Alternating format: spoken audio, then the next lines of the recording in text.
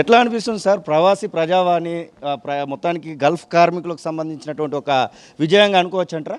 Definitely. ఇప్పుడు వాస్తవంగా నాడు తెలంగాణ రాష్ట్ర ఏర్పాటు ఉద్యమంలో రాజకీయాలకు అతీతంగా తెలంగాణ రాష్ట్రం ఏర్పాటు కాబడినట్టయితే వారికి స్థానికంగా ఉపాధి అవకాశాలు మెరుగు కావడంతో పాటుగా వారి సమస్యలకు పరిష్కారం లభిస్తుందని చెప్పి భావించిందే. ఇలా రాష్ట్రం ఏర్పడి దశాబ్ద కాలం గడుస్తుంది.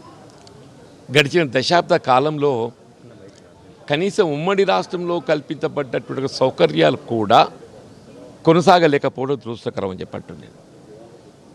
ఇవాళ రాష్ట్రంలో కాంగ్రెస్ ప్రభుత్వం ఏర్పడటం, ఇవాళ మిత్రులు రేవంత్ రెడ్డి గారు ఏదైతుందో ముఖ్యమంత్రిగా బాధ్యతలు చేపట్టడంతోనే ప్రధానంగా ఉత్తర తెలంగాణ ప్రాంతానికి చెందినటువంటి ఇక్కడ నిరుద్యోగ యువత స్థానికంగా ఉపాధి అవకాశాలు పొందలేక గల్ఫ్పై ఆధారపడ జరుగుతుందో వారిని ఆదుకునే విధంగా, వారి కుటుంబాలకు అండగా నిలిచే విధంగా వాళ్ళు ఎవరైనా అకాల మరణానికి గురైనట్టయితే అది బలవన్ మరణమే కానీ, అనారోగ్యమే కానీ, ప్రమాదమే కానీ అటువంటి ఒక బాధిత కుటుంబాలకు 5 లక్షల రూపాయలు ఇలా ప్రభుత్వ పరంగా ఆర్థిక సాయం అందింపచేయడంతో పాటుగా వీళ్ళ గల్ఫ్ కార్మికుల పిల్లలకందరికీ కూడా ప్రత్యేకంగా ప్రభుత్వం అమలు తలపెట్టే సంక్షేమ కార్యక్రమాల అన్నింటిలో కూడా వీళ్ళ ప్రాధాన్యత చేయబడే విధంగా అది హౌసింగ్ ప్రోగ్రామే కానీ, గురుకుల విద్యాలయాల్లో విద్యా సదుపాయమే కానీ, వైద్య సదుపాయమే కానీ తిరిగి వచ్చేటువంటి ఒక గల్ఫ్ కార్మికులకు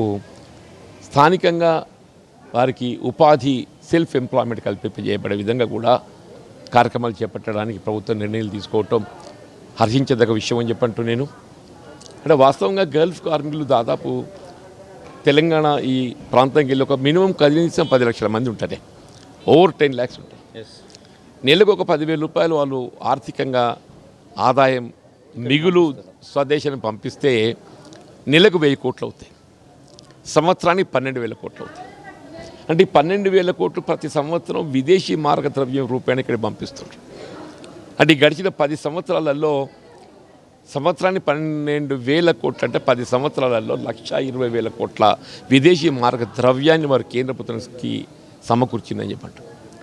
అట్లాగే రాష్ట్ర ప్రభుత్వానికి ఏదైతుందో ఈ 1,20,000 కోట్లు ఏదో విధంగా ఇక్కడ పెట్టుబడి రూపకంగా వినియోగించడం జరుగుతుంది. అందులో ఒక 10% మనకు అమ్మక పన్ను రాష్ట్ర ప్రభుత్వానికి ఆదాయం సమకూరినట్టు భావించినా కానీ మీరు 12,000 కోట్లు ఈ రాష్ట్ర ప్రభుత్వానికి మరి ఆర్థికంగా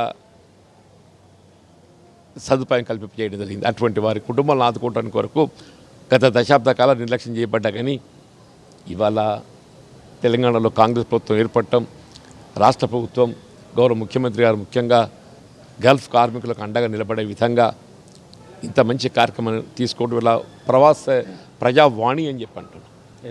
వారి సమస్యల పరిష్కార కొరకు ప్రత్యేకంగా ప్రతి వారం 2 దినాలు బుధవారం శుక్రవారం ఏదైతే ఉందో ఒక వేదిక వారి సమస్యల విన్నవించుకోవటానికి వరకు పరిష్కారానికి ప్రభుత్వ పరంగా సహాయం పొందడానికి ఈరోజు ఆరంభింపజేయబడటం హర్షించదగ్గ విషయం.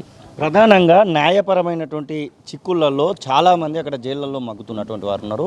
కేసులలో ఇరుక్కొని అక్కడ ఉన్నటువంటి వాళ్ళ సంఖ్య చాలా ఎక్కువగా ఉంటుంది. వారికి ఏమైనా లీగల్ హెల్ప్ కోసము ఈ ప్రవాస ప్రజావాణి ఏమైనా ఉపయోగపడేటువంటి అవకాశం ఉందా?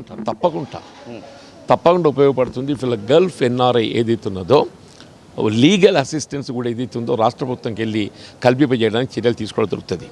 అక్కడ గల్ఫ్ ఎంబసీతోని సంప్రదింపులు చేసి న్యాయపరంగా మరి కోర్టుల్లో కానీ లేక అక్కడ ప్రభుత్వాల ద్వారా కానీ వారికి ఏ విధంగా న్యాయ సహాయం అందింపజేయడం దొరుకుతుందో దాని పట్ల కూడా చర్యలు తీసుకోవడం దొరుకుతుంది.